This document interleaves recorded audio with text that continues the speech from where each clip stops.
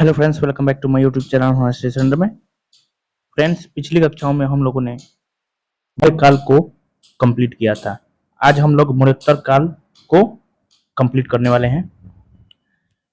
इसमें लूसेंट और क्राउन के एक्स्ट्रा फैक्ट को भी शामिल किया गया है ताकि आने वाले जितने भी एग्जाम्स हो उसमें एक भी प्रश्न ना छूटे। इसका पूरा ख्याल रखा गया है। आप लोग वीडियो को अंत तक देखिएगा ताकि आप लोगों को पूरा समझ में आए और पूरा याद हो सके।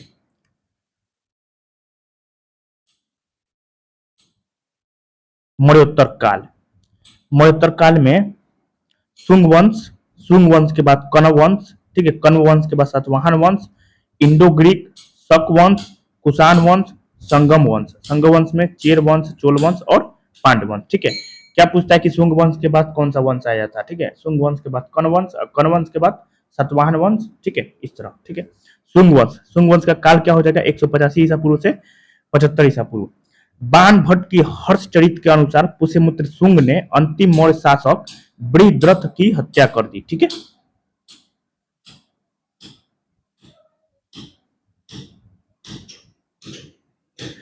पुष्यमित्र शुंग क्या हो जाएगा? पुष्यमित्र शुंग। शुंग वंश का संस्थापक जो है ये पुष्यमित्र शुंग था। ठीक है, 184 ईसा पूर्व पुष्यमित्र शुंग था। यह स्वयं ब्राह्मण जाति का था। याद रखना है, ब्राह्मण जाति का था। इसने ब्राह्मण धर्म को संरक्षण दिया। बौद्ध साहित्य में पुष्यमित्र को बौद्ध धर्म का दुश्मन बताया गया है।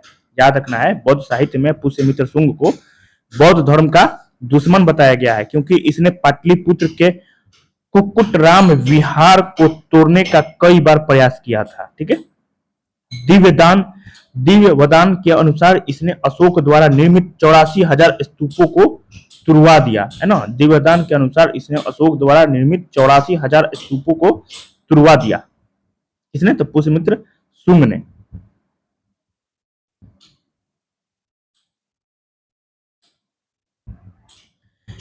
इस वंश की उत्पत्ति के बारे में कोई निश्चित जानकारी नहीं है। संभवतः शुंग उज्जैन प्रदेश के थे जहां इनके पूर्वज मौर्यों की सेवा में थे। ठीक है, सेनापति के रूप में।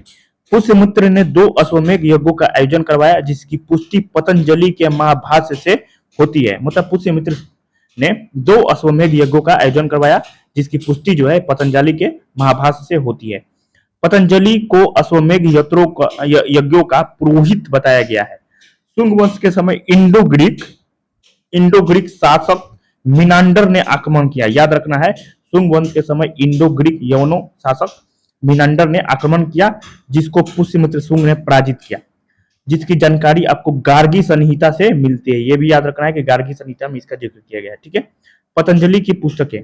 योग दर्शन। याद रखना है, पतंजलि की पुस्तकें कौन कौन से हैं? एक तो योग दर्शन, योग दर्शन, योग सूत्र, महाभाष्य। ठीक है, महाभाष्य। ठीक, एक तो योग दर्शन, योग सूत्र, महाभाष्य। भागभद्र है ना, भागभद्र शुंग वंश का 9वां शासक था भागभद्र। इसके दरबार में इंडो ग्रीक शासक इंटियोल किडास का दूत हेलियोडोरस आया था। यह भी याद रखना है, भागभद्र के शासन काल में हेलियोडोरस आया था। ठीक है, तथा इसने भागवत धर्म को स्वीकार किया। हेलियोडोरस जो है ये भागवत धर्म को स्वीकार किया। हेलियोडोरस ने विदिशा के बेसनगर में गरुड़ स्तंभ स्थापित करवाया। देवभूति शुंग वंश का अंतिम शासक देवभूति था। इस समय शुंग वंश की राजधानी विदिशा थी। क्या थी? विदिशा। सांची स्तूप का विस्तार भी इनके समय में हुआ। ठीक है, इसकी हत्या जो है 73 ईसा पूर्व में की गई थी। ठीक है, याद रखना है, इसकी हत्या 73 ईसा पूर्व में वसुमित्र कण्व ने कर दी। कण्व वंश के अंतिम शासक सुशर्मा थे। कण्व वंश के संस्थापक वासुदेव कण्व थे। ठीक है, अब सातवाहन वंश क्या हो जाएगा? सातवाहन वंश। सातवाहन वंश की स्थापना सिमुक ने 30 ईसा पूर्व में की थी। सिमुक ने कण्व वंश के अंतिम शासक सुशर्मा की हत्या कर सातवाहन वंश स्थापित किया। यह एक मातृस्तात्मक समाज था क्योंकि नाम के आगे माता के गोत्र का वर्णन है। सातवाहनों ने अपनी राजधानी प्रतिष्ठान स्थापित की। कहा? तो प्रतिष्ठान। ठीक, सातकर्णी वन जो है इस वंश का पहला प्रसिद्ध शासक था। इसकी जानकारी नागनिका नाना घाट अभिलेख से मिलता है। ये याद रखना है, सातकर्णी वन जो है इस वंश का प्रसिद्ध शासक था। इसका जिक्र जो है नाना घाट अभिलेख में मिलता है। गाथा सप्तशती, गाथा सप्तशती की रचना जो है सतवाहन नरेश हॉल ने की थी गाथा सप्तशती। यह प्राकृत भाषा का ग्रंथ था। सतवाहन नरेश हाल साहित्यकार एवं कवि भी थे। सातवाहन शासकों के समय प्रसिद्ध साहित्यकार गुणाढ्य भी थे। इन्होंने वृहत कथा की रचना गुणाढ्य ने की थी। ठीक है। सातवाहन वंश का महानतम शासक जो है गौतमी पुत्र सातकर्णी था। गौतमी पुत्र सातकर्णी ने वेणुकटक स्वामी की उपाधि धारण की थी। जो गौतमी पुत्र सातकर्णी था वेणुकटक स्वामी की उपाधि धारण किया था। ठीक है। नासिक अभिलेख में इन्हें एक ब्राह्मण कहा गया है, याद रखना है। नासिक अभिलेख में ब्राह्मण भी कहा गया है। सातवाहनों ने अधिकांशतः शीशे के सिक्के चलाए। ठीक है, शीशे के सिक्के सातवाहनों ने चलाए थे। सातवाहन शीशे का आयात रोम से करते थे। सातवाहन काल में चांदी एवं तांबे के सिक्का का प्रयोग होता था जिसे करसापन कहा जाता था। ठीक है। ब्राह्मणों को सर्वप्रथम भूमि दान एवं जागीर देने की प्रथा का आरंभ जो है सातवाहनों ने किया। सातवाहनों को पुराणों में आंध्र भृत्य कहा गया है। क्या कहा गया है? आंध्र भृत्य कहा गया है। सातवाहनों ने अमरावती व नागा अर्जुन कोंडा के स्तूपों का निर्माण करवाया। यह भी याद रखना है। सातवाहनों ने अमरावती व नागा अर्जुन कोंडा के स्तूपों का निर्माण, अजंता एवं एलोरा की गुफाओं का निर्माण तथा कार्ले के चैत्य का निर्माण ये सातवाहनों ने करवाया था। ठीक है। सातवाहन वंश के शासकों को दक्षिणाधिपति तथा इनके द्वारा शासित प्रदेशों को दक्षिणापथ कहा जाता है। यज्ञ श्री सातकर्णी इस वंश का अंतिम प्रसिद्ध शासक था। इसके सिक्कों पर जहाज के चित्र मिलते हैं। ठीक है, यह भी याद रखना है कि इनके सिक्कों पर जो है जहाज के चित्र मिलते हैं। जहाज के चित्र है ना। विदेशी आक्रमणकारियों का भारत में आगमन, इंडोग्रीक, क्या हो जाएगा? इंडोग्रीक। विदेशी आक्रमणकारियों का भारत पर आक्रमण करने का क्रम जो है हिंद, यूनानी, शक, पल्लव और कुषाण हो जाएगा। ठीक।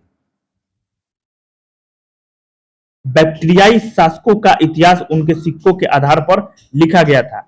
यूनानी वंश की दो शाखाएं थी। एक तो यूथेमेट्स और यूक्रेटाइड्स। याद रखना है, यूनानी वंश की दो शाखाएं थे, यूथेमेट्स और यूक्रेटाइड्स। यूथेमेट्स शाखा के संस्थापक डेमेट्रियस थे। ये याद रखना है। यूथेमेट्स शाखा के संस्थापक जो था यह डेमेट्रियस था। यह प्राचीन शाखा है और इसकी राजधानी साकल या सियालकोट थी। ठीक है। डेमेट्रियस ने अपने पिता की स्मृति में यूथिडेमिया नामक नगर बसाया। याद रखना है, डेमेट्रियस ने अपने पिता की स्मृति में यूथिडेमिया नामक नगर बसाया। मिलिंद पन्हो नामक ग्रंथ में मिनांडर एवं बौद्ध भिक्षु नागसेन के बीच वार्तालाप का संकलन है।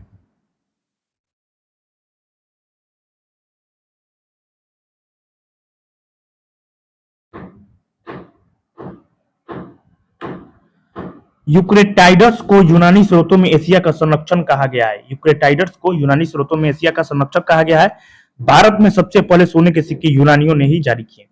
सिक्कों पर राजाओं के चित्र, तिथि लेखन की परिपाटी को यूनानियों ने शुरू किया। यूनानियों ने ही भारतीयों को हेलेनिस्टिक कला से परिचित कराया, जिसमें बाद में भारत में गंधार शैली का रूप लिया। गार्गी संहिता के अनुसार भारत ज्योतिष शास्त्र के लिए हमेशा यूनान का ऋणी रहेगा। सप्ताह का प्रचलन आरंभ करवाया यूनानियों ने। ठीक है। भारतीय नाट्य कला मतलब कि भारतीय नाटकों पर यूनानियों का प्रभाव पड़ा और विकास भी हुआ। रंगमंच के पर्दे का यवनिका कहा जाता है। यूनानी भारतीय मसालों से भी परिचित हुए। काली मिर्च को यवन प्रिया कहा जाता था। याद रखना है, काली मिर्च को यवन प्रिया कहा जाता था। ठीक है। शक, भारत में यूनानियों के बाद जो है शक आए। ठीक है। शक मूलतः मध्य एशिया से आए। शक चारागाह की खोज में आए। याद रखना है, चारागाह की खोज में आए थे। भारतीय साहित्य में इन्हें सिथियन कहा गया है। चीनी साहित्य में शकों को शैवांग कहा जाता है। डेरियस के नक्श ए रुस्तम अभिलेख में शकों का उल्लेख मिलता है। याद रखना है, डेरियस के नक्श ए रुस्तम अभिलेख में शकों का उल्लेख मिलता है। उज्जैन के एक स्थानीय राजा ने शकों को 58 ईसा पूर्व में पराजित कर विक्रमादित्य की उपाधि धारण की। शकों ने भारत में सत्ता के 5 केंद्रों की स्थापना की। शकों का सबसे प्रतापी राजा जो है ये रुद्रदमन वन था। याद रखना है, शकों का सबसे प्रतापी राजा रुद्रदमन वन था। यह संस्कृत प्रेमी था। याद रखना, संस्कृत प्रेमी था। चांदी के सिक्के शक शासकों की विशेषता है। ठीक है, चांदी के सिक्के जो है ये शक शासकों की विशेषता है। शकों पर विजय के उपलक्ष्य में 57 ईसा पूर्व से एक नया संवत विक्रम संवत के आरंभ के नाम से प्रारंभ हुआ। ठीक है, शकों पर विजय के उपलक्ष्य में 57 ईसा पूर्व से एक नया संवत विक्रम संवत के नाम से प्रारंभ हुआ। रुद्रदमन का जूनागढ़ अभिलेख संस्कृत भाषा का पहला बड़ा अभिलेख है। ठीक है, भारत में पहला पल्लव शासक जो था ये माउस था। कौन था? माउस था। पल्लव का मूल स्थान जो है ये ईरान में था। कहां था?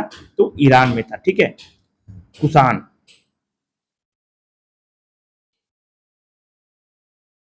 भारत में कुषाण वंश की स्थापना कुजुल कटफिसेस ने 15 ईसा पूर्व ईस्वी में की। कब? तो 15 ईस्वी में कुषाण वंश की स्थापना हुई थी। चीनी स्रोतों के अनुसार कुषाण मध्य एशिया के यूची कबीले से था। कुजुल कटफिसेस के बाद विम कटफिसेस राजा बने तथा इन्होंने सोने व तांबे के सिक्के जारी किए विम कडाफिसेस ने। ठीक है, विम कडाफिसेस ने सोने व तांबे के सिक्के जारी किए। विम कडाफिसेस शिव का अनुयायी था। इसके सिक्कों पर त्रिशूल, नंदी, डमरू के चित्र मिलते थे। ठीक है, कुषाण वंश का सबसे प्रतापी शासक कनिष्क था। याद रखना है, कनिष्क था। ठीक है, 78 ईसा पूर्व में कनिष्क का राज्याभिषेक हुआ तथा 78 ईस्वी में ही शक संवत आरंभ हुआ। कनिष्क की राजधानी फिरोजपुर या पेशावर थी। कलहन की तरंगनी के अनुसार इसने कश्मीर पर आक्रमण किया और वहां कनिष्कपुर नामक शहर बसाया। कनिष्क ने चीन के हान राजवंश के राजा हान हो ती से युद्ध किया और दूसरे प्रयास में उसे हराया था। कनिष्क बौद्ध धर्म की महायान शाखा का अनुयायी था। यह भी याद रखना है, कनिष्क जो था ये बौद्ध धर्म की महायान शाखा का अनुयायी था। इसने चौथी बौद्ध संगीति इसी के शासन काल में कुंडल वन कश्मीर में बौद्ध विद्वान वसुमित्र की अध्यक्षता में हुई। कनिष्क के सिक्के ईरानी वो यूनानी भाषा में थे। ठीक है, वसुमित्र क्या था? अध्यक्ष था। याद रखना है कि जो चौथी बौद्ध संगीति है वसुमित्र अध्यक्ष था। तो बताना है आप लोगों को कमेंट में कि उपाध्यक्ष कौन था। ठीक है, चौथी बौद्ध संगीति का उपाध्यक्ष कौन था? कुषाणों ने सोने के सर्वाधिक सिक्के जारी किए जिनकी शुद्धता गुप्त काल की स्वर्ण मुद्राओं से उत्कृष्ट है। कनिष्क के दरबार में महान दार्शनिक अश्वघोष रहता था। ठीक है, यह कनिष्क के राजकवि थे। अश्वघोष ने बुद्ध चरित व सूत्रालंकार की रचना की। द्वैध शासन की अवधारणा को सर्वप्रथम कुषाण वंश ने अवगत कराया था। याद रखना है, द्वैध शासन की अवधारणा को सर्वप्रथम कुषाण वंश ने अवगत कराया था। द्वैध शासन की अवधारणा को सर्वप्रथम कुषाण वंश ने अवगत कराया था। ठीक है, कनिष्क भारत का प्रथम शासक था जिसने बुद्ध की आकृति युक्त सिक्के जारी किए। ठीक, भारत का कांट मिल्टन वाल्टेयर के नाम से अश्वघोष को जाना जाता है। याद रखना है, भारत का कांट मिल्टन वाल्टेयर के नाम से अश्वघोष को जाना जाता है। फिर से, भारत का कांट मिल्टन वाल्टेयर के नाम से अश्वघोष को जाना जाता है।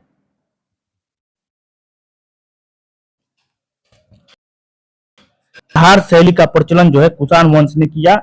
इसे इंडो ग्रीक शैली के नाम से जाना जाता है। कुषाण शासक जो है, कुषाण शासक कनिष्क के समकालीन नागा अर्जुन, अश्वघोष एवं वसुमित्र थे। नागा अर्जुन ने माध्यमिक सूत्र ग्रंथ लिखा तथा नागा अर्जुन एक दार्शनिक भी थे और शून्यवाद का प्रतिपादक था। नागा अर्जुन को भारत का आइंस्टीन कहा जाता है। भारत का आइंस्टीन। कनिष्क कनिष्क का राजवैद्य चरक था जिसने चरक संहिता की रचना की जो भारतीय चिकित्सा शास्त्र का विश्वकोश कहलाता है। ठीक,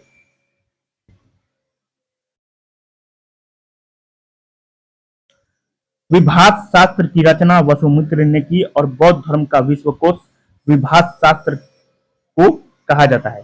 पृथ्वी द्वारा सूर्य की परिक्रमा करने के लिए लगने वाले समय की गणना करने वाले भारतीय खगोलशास्त्री भास्कराचार्य थे। ठीक है, कनिष्क की मृत्यु जो है 102 ईसा पूर्व में हो गई।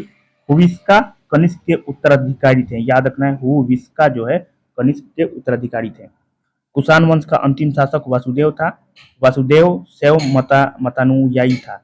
वासुदेव प्रथम, कनिष्क द्वितीय, वशिष्ठ कनिष्क तृतीय, हुविस्क आदि कुषाण वंश के शासक थे।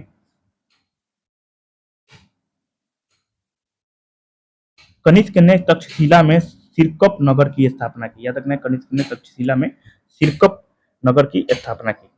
कुषाणों में मृत शासकों की मृतिका को मंदिर में रखा जाता था। कुषाण साम्राज्य में मार्गों पर सुरक्षा का प्रबंध था, जिसमें रेशम मार्ग पर नियंत्रण रखने वाले शासकों में सबसे प्रसिद्ध कुषाण थे। रेशम मार्ग का आरंभ कनिष्क ने कराया था। इस समय वास्तुकला के क्षेत्र में सबसे अधिक विकास हुआ। सर्वाधिक बुद्ध की मूर्तियों का निर्माण गंधार कला के अंतर्गत हुआ था तथा गंधार कला के लिए तक्षशिला प्रसिद्ध है। कनिष्क के काल में मथुरा शैली का भी विकास हुआ तथा मथुरा संग्रहालय में कुषाण कालीन मूर्तियों का संग्रह अधिक मात्रा में है। भारत में इथोपिया से हाथी दांत व सोना आता था। याद रखना है, भारत में इथोपिया से हाथी दांत व सोना आता था। ठीक है, धन्यवाद।